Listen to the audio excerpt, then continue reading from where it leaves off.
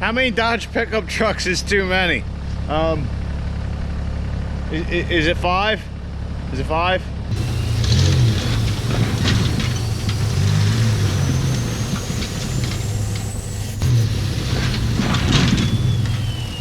Hey guys, what's going on? Hope everybody's having a good day today. So if you guys saw the video yesterday, we talked about putting the cage in the white truck. The status of that is still kind of the same. Trying to, just sort out all the logistics. I still do need to order a seat before we can really plan on starting any of the fabrication or any of that kind of stuff. But there's a lot of stuff I got to work out, so that's not going to happen right yet. And honestly, the truck runs its current state. The seat's just in there loose, but if I bolt the seat back down, this truck will start, run, drive. So everything's good there. And there's a lot of stuff I want to do. I would like to relocate the battery, the cage, obviously. But I think my plan is to kind of do everything one step at a time. If we start the cage, do the cage, finish the cage, and then move on to moving the battery or whatever, we're going to do. That way we still have a running, driving truck, and, it is currently mid-January, March, if we get good weather, track opens, I don't want that to creep up on me and just say, and lose 2 months out of racing a truck or doing whatever with the truck. So if basically until we start the cage, I think that thing's going to be on the back burner for the most part. We might get into some stuff with it here and there. I really don't know. There's not much to do to it right now. Can finish taking out that sow ending, but I don't really feel like fucking with it right now, honestly. So if we're not working on that truck, we must be working on Caitlin. Well, Caitlin's in pretty good shape. Well, really the only thing to do to Caitlin is check the exhaust manifold bolts. And I've only run the thing a couple of times since we did that, so get a couple more heat cycles in it before we do that. I think we have a boost leak, but really that's all for her. So what are we going to do? Well, maybe we work on a couple of the other trucks out here. So today we're actually going to do a little work to the blue truck. This isn't going to be like a full walk around video for the blue truck. It's just going to be more of a trying to get the truck running again. This is my 01 stick shift V8 gas truck. It's a sport model. It was the off-road package. The wheels and tires on Moby Dick actually belong over on this truck. So let me pop the hood.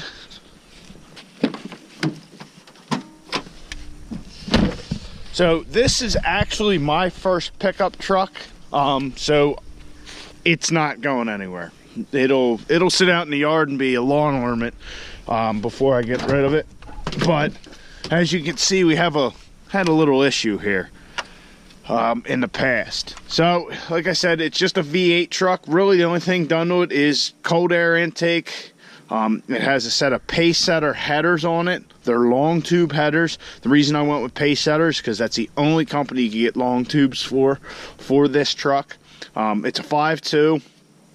Like I said, cold air intake headers, 3-inch to 2.5 true dual exhaust with a custom H pipe that I had made years ago and is pretty much completely rotted out. The headers leak like a sieve, just bad. And if you guys remember before I talked about the squirrels and stuff kind of eating my stuff, well, here you go. This is like a little charcoal filter or whatever. They've just completely gnawed that up. So you might be wondering why the truck has never moved or doesn't really move from where it's sitting right now. Well, I'll show you. As you saw with the grill here, we had some fire problems once. Well, we almost had that the last time I tried to start the truck. As you can imagine, the battery is dead. So, well, I'll just show you. What happened was tried to start the truck, battery was dead. So I went and got my little jump box, and I happened to be lucky enough to leave the key on. So I'll put the key on now, and I'll show you what I'm talking about. So I have the key on in the truck. So I have my little anti-gravity battery. If I hook it up here, if I can get it on there, right? And here, you can hear the fuel pump going. And I don't know if you guys are going to be able to pick up on that it's misting back here. Well, that's actually gasoline. See that? Yeah, that's not good. This has happened in the past, and that's why we had our fire damage. So what happened is the squirrels or whatever got in there and chewing on my fuel line. It would shoot fuel out and go all over the distributor back there. All on the cap and rotor and the spark plug wires.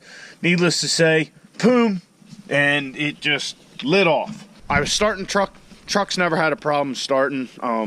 To 5.2, if you know anything about them, they kind of hard to kill, and I've been trying like heck for years to do it just to, you know, justify putting a motor in it. So anyhow, started the truck and it was started real rough. What the hell? And I'm sitting there, man, I think I smell fuel. I think I was actually heading to Mom and Dad's for dinner, but I was like, man, I smell fuel.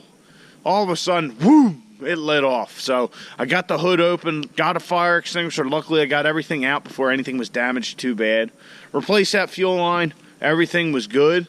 And, you know, yes, our wiring had seen better days. You know, it was all kinds of, you know, the wire loom was all fucked up. But we got everything running and good again. And needless to say, the squirrels got to it again. So what I want to try and do today is replace that fuel line. And try and get the truck started again. Maybe now I got gas all over it. Maybe we won't try and start it today, but just get that replaced so we can start it here in the future. But while we're out at the auto parts store for that, there's another truck that you guys don't know about, and that's that Dodge Dakota up there. Here's another truck I have. I don't know that you guys have ever even seen before. I do have a little solar panel charger on it, but as you can see, it's covered in snow, so I don't know that this will start either. But this is just a Dodge Dakota. I couldn't even tell you what year it is, honestly. But this is just something that was given to me. Yeah. It is 1197, so it's probably a model year 98 truck. But yeah, it's just a little piece of shit 4-wheel drive V6 Dakota.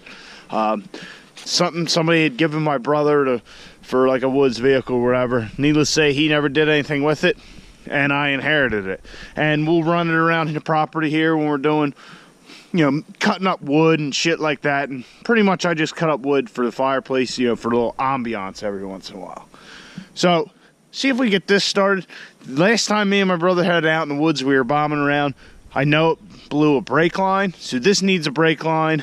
That needs a fuel line, and I would guarantee both batteries are dead. So I have my jump pack. Let's see if we can start this Dakota.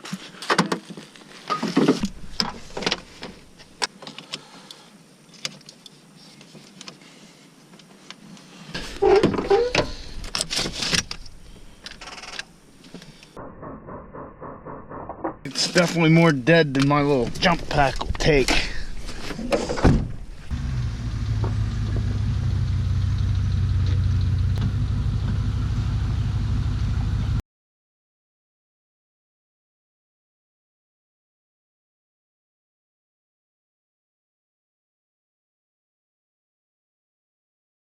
Well, it's running, revving up a little bit here and there, but it started right up once I hooked it up.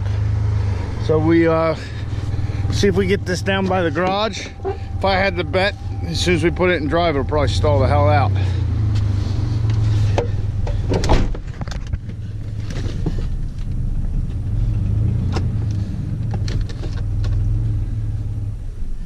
Yep, and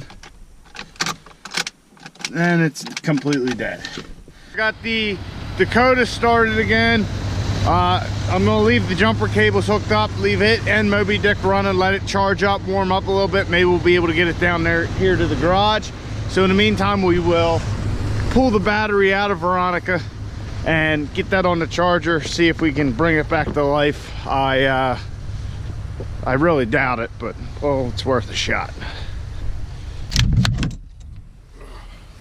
I got it all hooked up, got the other battery that was out of the race truck disconnected. As you can see, it says weak battery, which we obviously know, but it doesn't say bad cell. So maybe this thing's salvageable, I don't know. I have had very good luck with Duralast batteries. from AutoZone. As surprising as that may seem, I have had very good luck, but this is an older battery, so we'll see. So let's go up, we'll see if we get the Dakota down here and get the brake line out, and yeah, we're kind of all over the place, but it is what it is. Second, that we'll pull that fuel line off of Veronica here.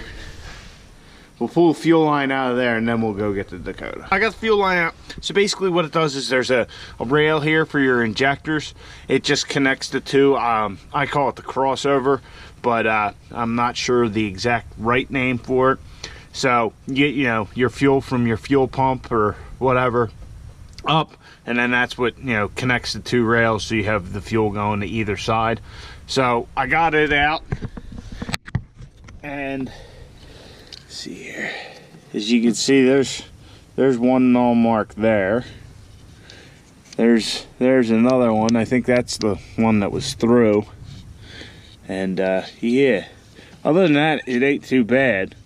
But as you saw, we had quite the fuel leak, so we'll have to get a replacement for this and try and figure out a way to keep these sons of bitches from eating these things.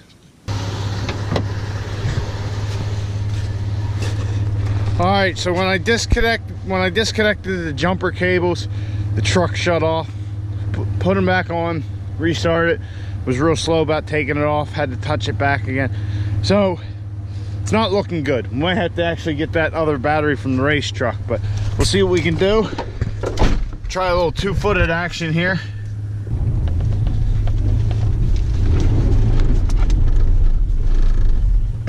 Oh, that was almost bad.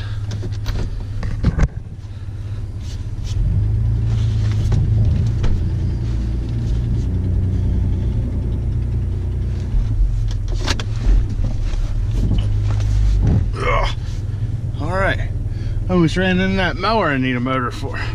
We got shit broken all over the place around here.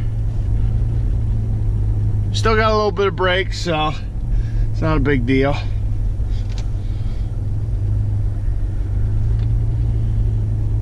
Put this up here next to Moby Dick, and we'll move the diesels around and see what we got.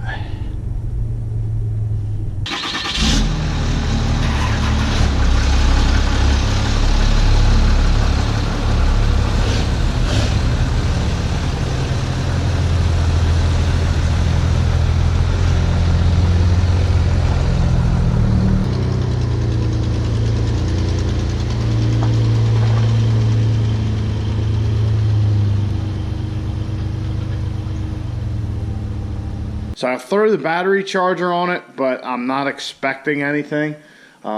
Actually, you know what? I have another battery tender. Maybe I'll put the battery tender on it. I'll figure out something. I'll do something with the battery.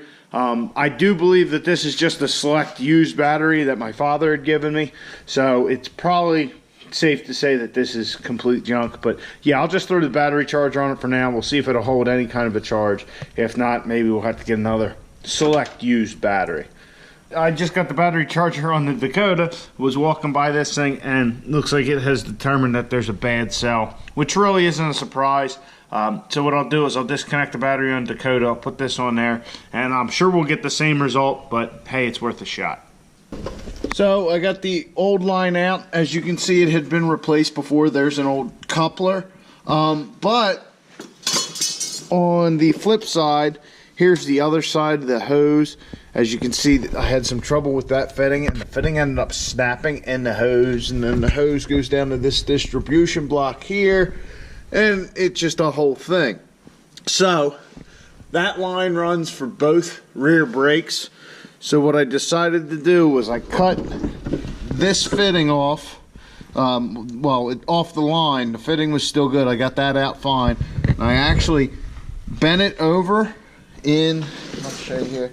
I bent it over in the vise, and then I actually threw some solder on it. I don't know whether the solder will make a difference, but you know, the bending it over in the vise is kind of like a trail fix. You know, if somebody was out four-wheeling or whatever, they do that and put some vice grips on it. So I'm going to try and install this, and hopefully it'll cap off our rear brakes. We don't really need them for this. Like I said, it's just a woods truck. Fuck around here around the house. So we'll try that, and I'll try and bleed it just by letting it seep out of the fitting, but I don't know if this will work or not, but figured how it's worth a try. Look at that. Not leaking at all right now. Good deal. So it should probably go without saying that what I just did with that brake line is not recommended. Like I said, this is just something I use in the woods here, screw around, all that kind of shit. So that's something that you see guys do on a trail. You know, if they're off-roading, snag a brake line, they'll bend it over, you know, put vice grips on it, that kind of shit. I threw the solder on there. I mean, whether that does anything or not, I just flattened it out in the vise, folded it over like 2-3 times, you know, pressed it together some more, put a little solder on there. Like I said, I don't know if the solder did anything or not, but once again, just a quick little fix. We're not worried about the rear brakes for what I'm doing here in the yard and all. Not concerned with it. So the battery tender actually doesn't say anything about a bad cell. I did leave it hooked up to the truck, so that might have something to do with that. I don't know. I'm gonna disconnect that and see if the Dakota starts, and yeah, cross your fingers.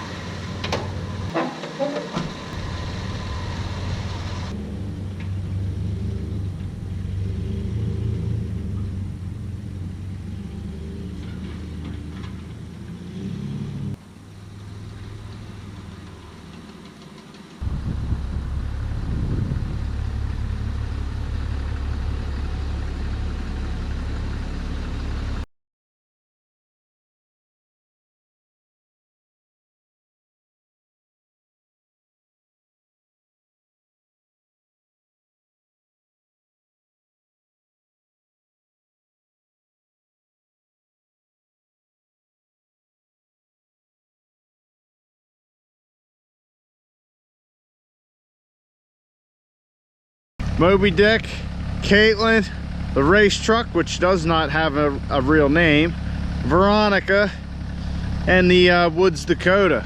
So how many Dodge pickup trucks is too many? Is it 5? Is it 5? Because if so, I got too many. Yeah, I don't know how many you need for a fleet, but we got at least a little mini fleet going. So yeah, that's kind of my trucks. Why do I have so many of these damn things? Well, the Woods Dakota was kind of given to me, and it's not worth nothing, but it's good for running around the woods here, thus its name.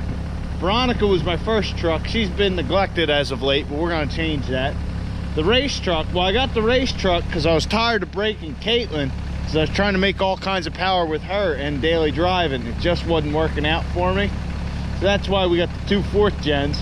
And Moby Dick was another one that kind of fell on my lap, and that's a good good vehicle for shitty weather. I mean, it's not worth nothing.